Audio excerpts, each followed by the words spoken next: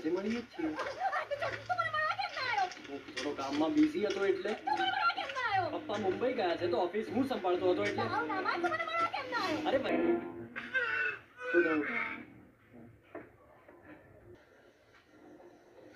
બે ધક્કાનો ડાંગો શું થયું એ તો બોસ?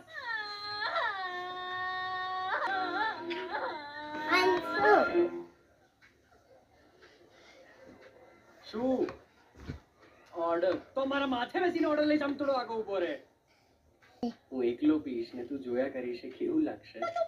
અમારા બાપનું કાફે નથી કે અહીંયા મફતમાં બેસવા દે.